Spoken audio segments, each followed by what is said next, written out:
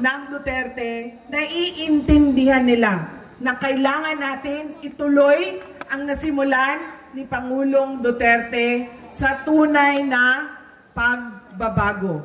Noong kami ay tumatakbo, noong taong 2022, ang plataforma namin ay continuity o pagpapatuloy at unity o pagkakaisa.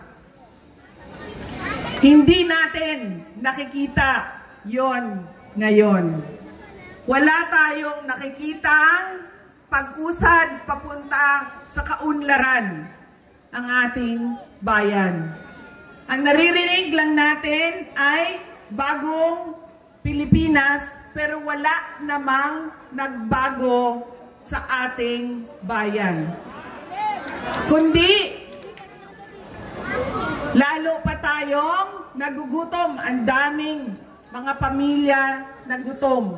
Tumataas ang kahirapan at sobrang dami ng ating mga kababayan ang nakikipagsapalaran sa ibang bansa kahit illegal ang paglabas nila sa ating bansa at illegal ang pagpasok nila sa ibang bansa para lang maghanap buhay sa kanilang pamilya dahil walang oportunidad ng trabaho at negosyo dito sa ating bayan. Para bang wala ng magandang kinabukasan dito sa ating bayan. Kaya wala tayong nakikita na bagong Pilipinas dahil nagkamali. Pasaylo ako ninyo nga ako, bitaw ang hinungdan ato. Pero human naman kong pangayong pasaylo. Nagkamali dahil yung ugali nga natin sa pagboboto ay hindi natin binago. Kaya kailangan natin baguhin ang ating pagboto. Idiretso na natin ang 10 senador. Tulad din ng dito sa syudad ng Maynila. Kung sino yung mga kasama ng ating Mayor Isko Moreno Dumagoso, yun na rin ang piliin ninyo diretso.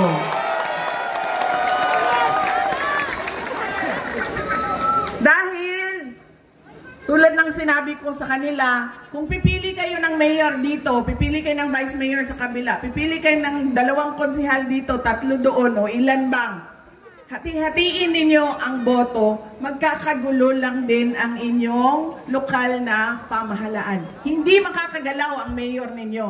Hindi din makakagalaw ang vice mayor ninyo. Kaya kung pumili na kayo na ng kay Mayor Isko Moreno kayo, lahat ng kasama niya, kasama na ang ating Congresswoman Apple Nieto ay iboto na ninyo.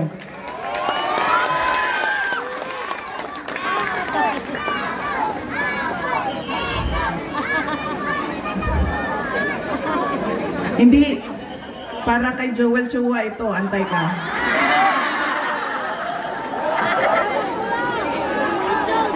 Sabi nung bata, kasi sabi ka, bigay daw yung apple.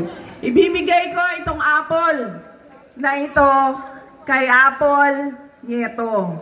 Ma'am, saksak mo ito sa bibig ni Apple Chua hanggang lalamunan, hanggang siya ay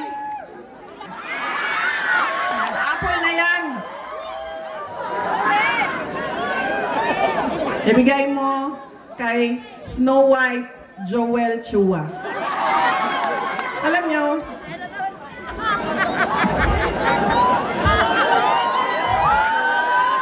diba si Snow White kumain ng apple tapos nabilaukan. Apple yan. Bigay mo yan sa kanya. Saksak mo yan doon sa bibig niya.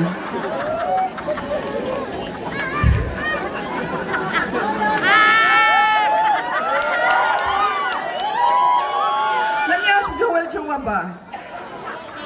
Siya ba may-ari ng Ing Bitin? Ha? Hindi, hindi. Yung may-ari ng Ing Bitin. Kasi alam niyo, dala-dala niya yan lagi, yung hupya na yan doon. sa House of Representatives. Tapos pinamimigay niya sa mga tao. Pag may hearing, pinamimigay niya. Nung pumunta ako doon sa hearing nila, nakaupo ako doon, tikita ko iba't ibang kulay ng NBT. Pagdating sa akin, hindi ako binigyan ng hopya.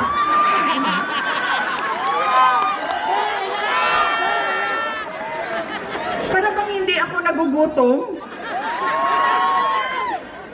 Parang hindi ako karapat-dapat bigyan ng kopya.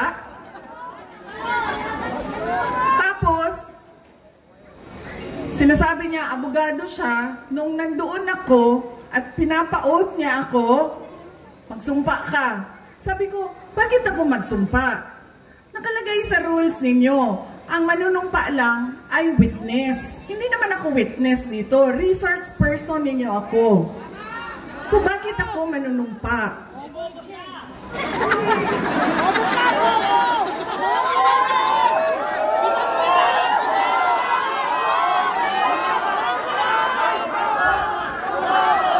Huwag kang mag-alala. Yang apple na hawak ni Apple ang solusyon.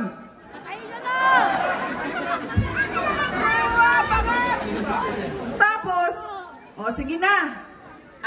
Wag na yan, si Inday Sara, hindi sumasagot. Hindi niya masagot.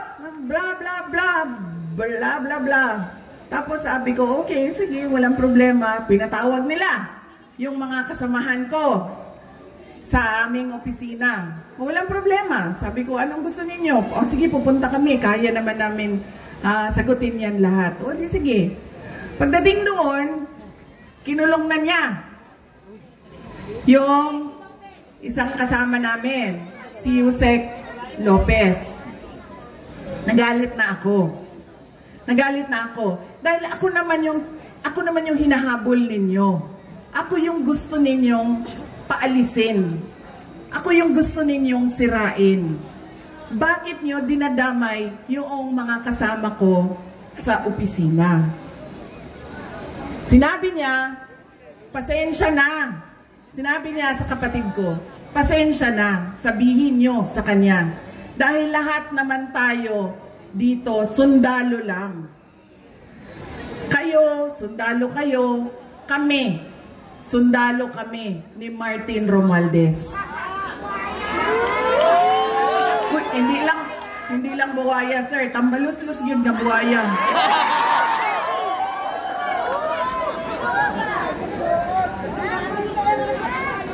Sinagot siya ng kapatid ko, sundalo tayong lahat. Pero kami, sumusunod kami sa tamang orders. Hindi kami sumusunod sa mali. Yan! Hindi ko nga alam kung paano nyo napili yan sa Joel Chua, pero nasabi na sa akin eh. Yan ang karakas ng inyong congressman. Ganyan ang pag-uugali ng inyong congressman. Hindi namimigay ng hopya. At sundalo daw siya. Hindi ko lang alam kung kaya niya yung hirap ng pagiging sundalo daw siya. Pero hindi naman niya sinusunod yung tama. Ang sinusunod niya ay yung mali.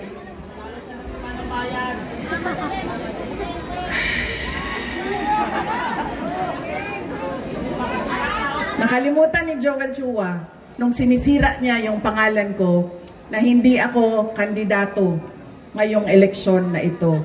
Walang mawawala sa akin. Nawala naman ang pangalan ko dahil kinuha nila at niyurakan nila. Pero nakalimutan niya, kandidato siya ngayong eleksyon na ito. Kaya ano ang dapat nating gawin para kay Apple Nieto? Iboto! O hindi lang iboto, ano pa ang dapat nating gawin? Ikampanya. Idala sa lahat ng mga presinto at sabihan ang ating mga kasama, bigyan nyo ng 0 yang po Joel Chua.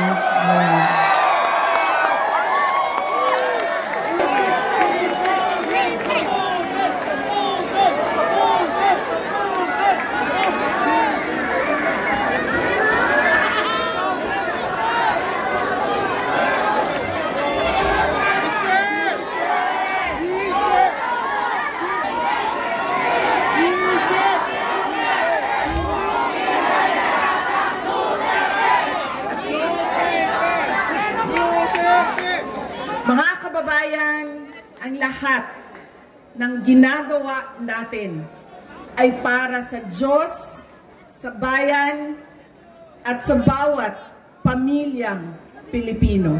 Syukran.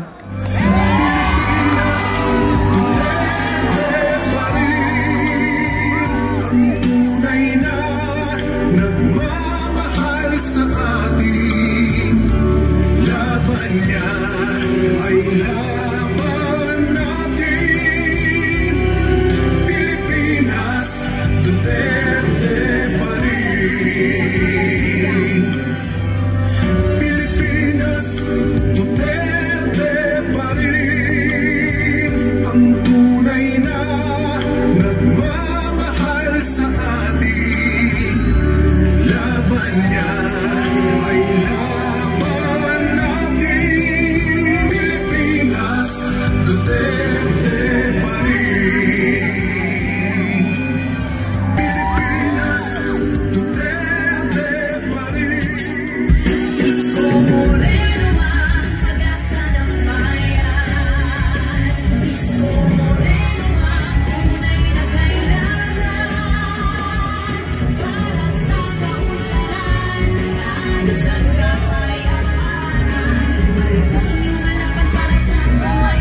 Muli po mga minamahal po namin taga Distrito 3, palakpakan po natin ang ating Vice Presidente sa